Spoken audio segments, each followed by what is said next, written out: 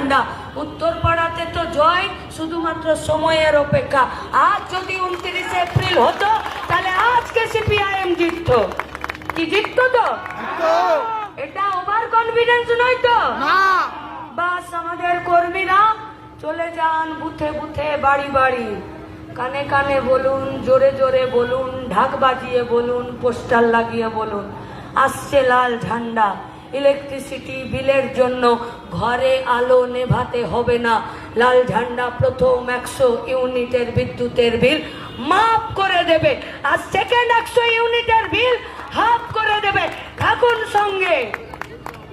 State general hospital, মাকলার সেবা সদন, উত্তরপাড়ার মহামায়া আর কোন্নগরের পীতাম্বর আর আমাদের OPD বাঁচাবো তো? গোটা উত্তরপাড়াতে 22টা স্কুলের গেটে তালা মারার ধান্দা করেছে তৃণমূলের সরকার।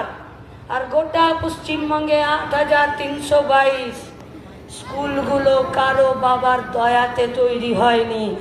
এই পশ্চিমবঙ্গের একটা স্কুল তৈরি হয়েছে পশ্চিমবঙ্গের শুভবুদ্ধি সম্পন্ন, শিক্ষার প্রতি অনুরাগী আমাদের গুরুজনদের জন্য।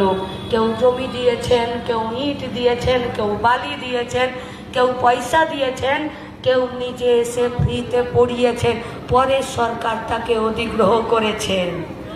কোনো কয়লা চোর, বালি চোর, গরু চোর, চাকরি চোর আর চাল চোরের হাত দিয়ে আমাদের স্কুলগুলোর গেটে তালা লাগাতে আমরা দেব না। আর তার জন্যই লড়াই চলছে। কে লড়বে এই লড়াই? বিজেপি।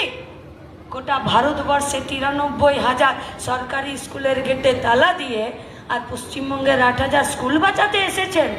হিন্দি में कहावत है, जिसका खुद का घर शीशे का हो वो दूसरे का घर कभी भी पत्थर नहीं फेंकता।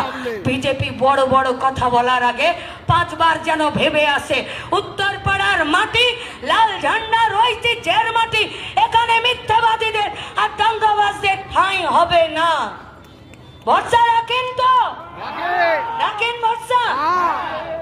আরজি করের গাড়ি আটকাতে সামনে পিছনে 2000 পুলিশের কনভয় আমাদের লাগেনি, লেগেছিল? শুধু জেদ আর আত্মবিশ্বাস লেগেছিল। যদি আরজি করে ডেড বডির গাড়ি আটকাতে পারি তো বিধানসভার ভেতরে উত্তরপাড়া থেকে এমএলএ হয়ে লাল ঝান্ডা যাবে। যাব আমরা। আর তৃণমূল বিজেপি চুরির গাড়ি আমরাই আটকাবো।